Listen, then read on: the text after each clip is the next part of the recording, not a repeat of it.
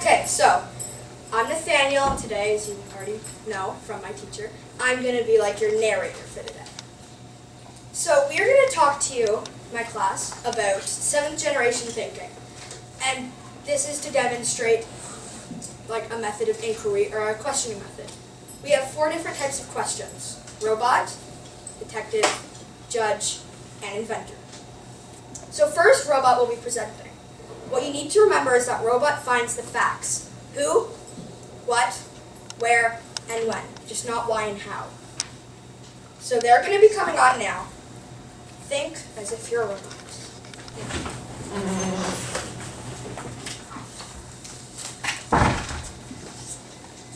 Hello. Today we're going to be talking about the 7th generation principle. Et aujourd'hui, nous parlons à propos du principe de la 7e génération. We will ask 4 different questions: who, what, where, and when. These are robot questions. Nous demandons 4 questions. Qui, qu'est-ce que, où et quand. Ça, c'est des questions robot. Robot questions are questions that answer hard, one-sided facts that cannot be argued or reasoned with. Les questions robots sont les questions qui demandent les faits concrets avec sans opinion. What is the 7th generation principle? Qu'est-ce que c'est le principe de la 7e génération? 7th generation principle is a way of thinking and making important decisions in life. This method was used by First Nation people. The concept wanted the current generation of people to make decisions for the benefit of 7 generations ahead of them.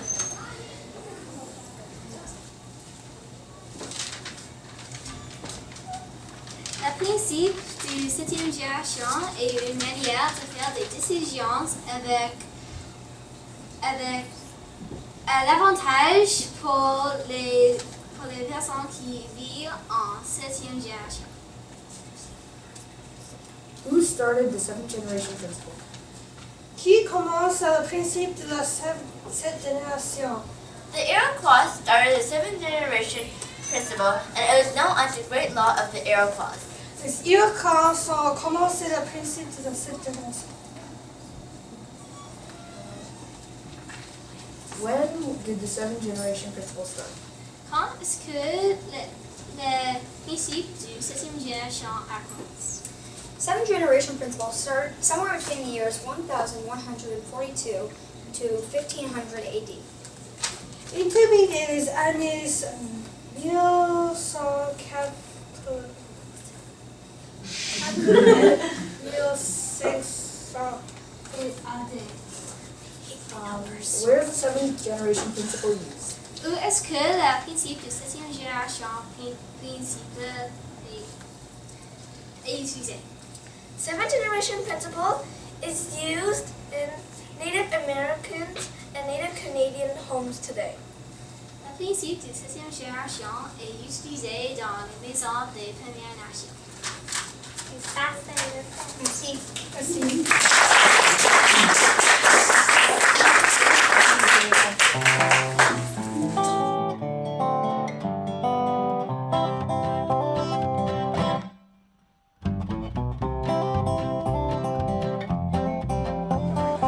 So, detective's going to be coming on now. Detective finds who, or how, and why. So basically, what they're doing is they're finding all the clues to the bottom of the mystery. Think as if you're a detective. Dun, dun, dun.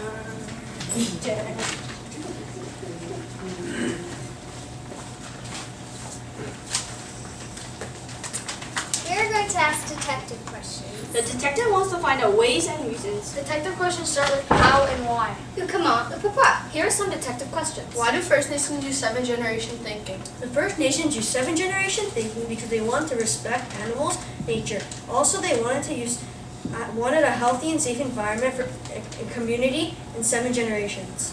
The detective also likes to ask questions that start with how. Such as, How did the First Nations use 7-generation thinking?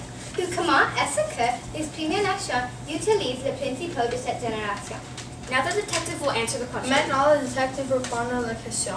How the First Nations use 7-generation thinking was before making the decision, they would think how the decision would affect the world in 7 generations. Comment est-ce que les Premières Nations ont utilisé le principe de cette génération? Sans au début de faire ces décisions, les Premières Nations pensent cette génération dans le futur. there's a lot of other questions that the detective can answer. Which could be, Why did the Europeans not use 7-generation thinking? pourquoi est-ce que les Européens n'ont pas utilisé le pensée de cette génération? Now the detective will answer the question. The Europeans didn't use 7-generation thinking because they were more worried about the present time. They only cared a little bit about the future. That was the last question. Thank you for listening. Merci.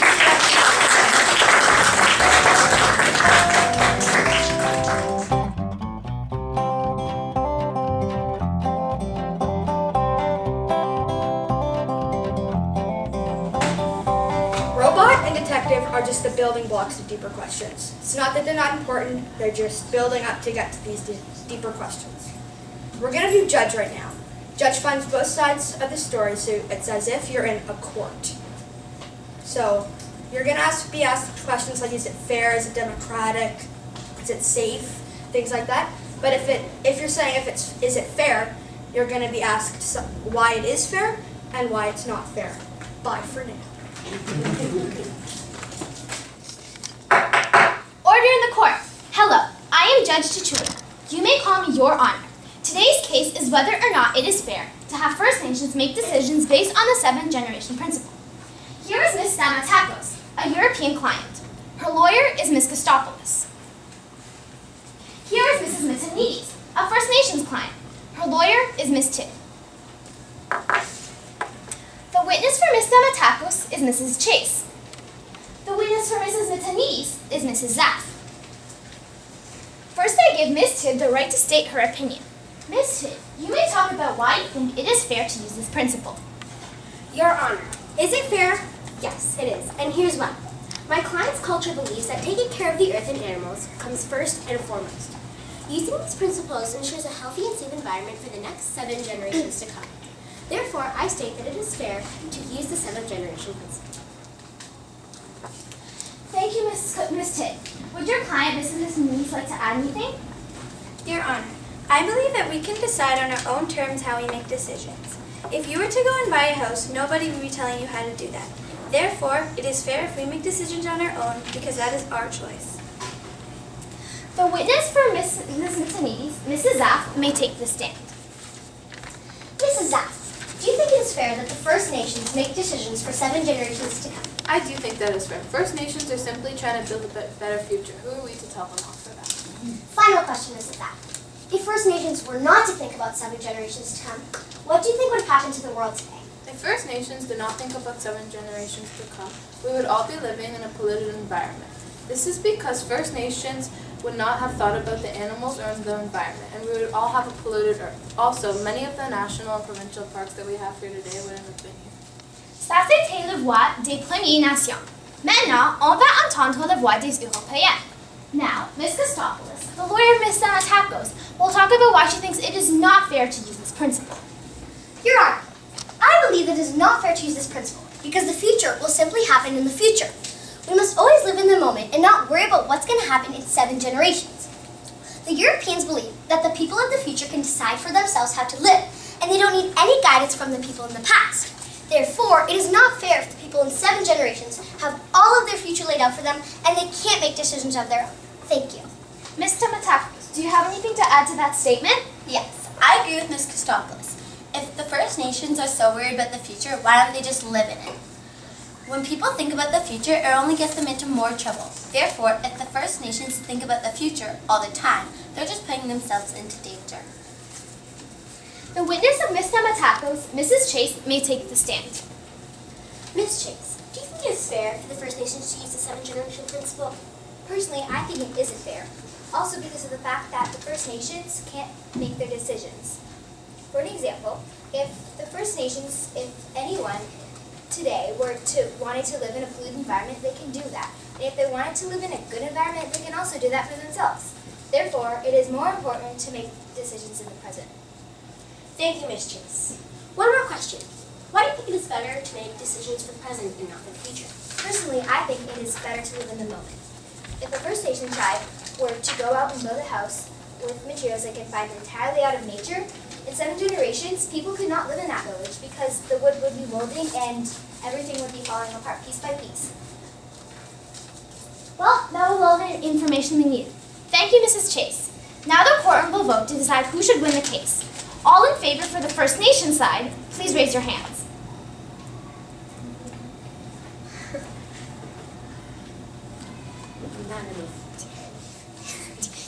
Okay, now all in favor for the European side, please raise your hands. Alors, les gagnants de cette case sont les Européens. What? No. Alors, les gagnants de cette case sont les Premières Nations. Case closed.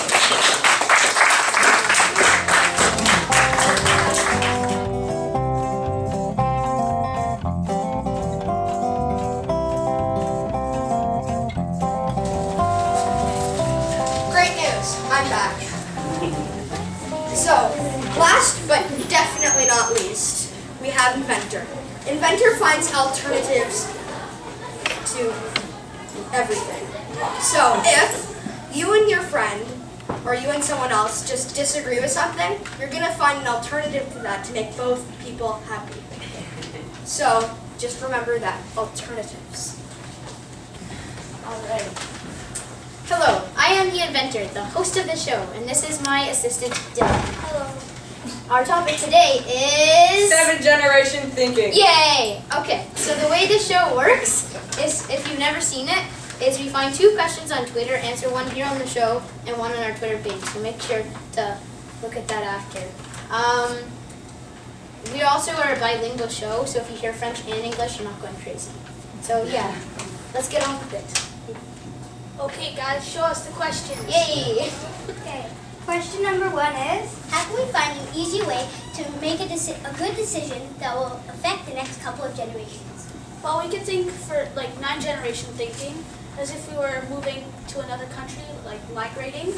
How would it affect our family for the next 9 generations to come?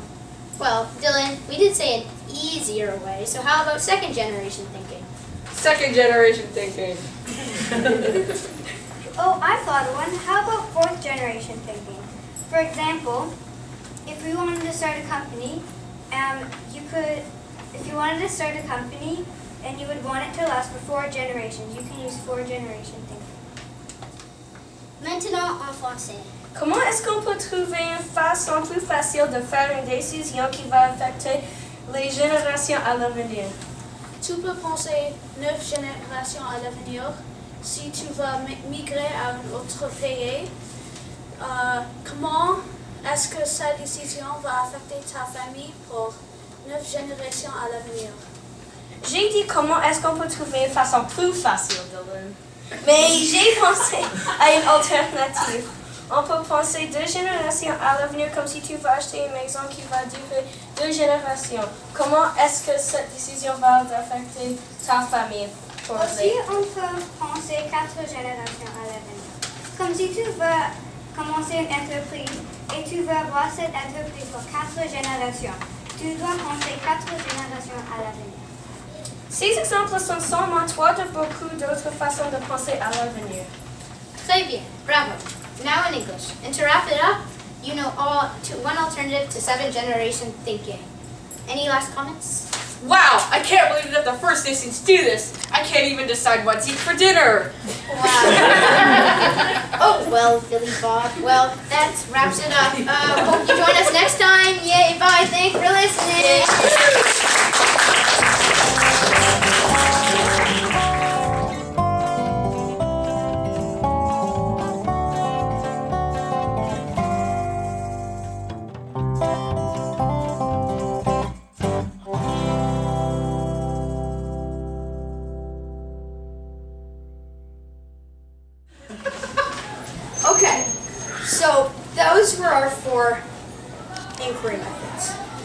Now, do we have any questions of any sorts about anything? Yes. What did you find challenging in your inquiry? Like, what was difficult to do? We actually learned this stuff on the first day.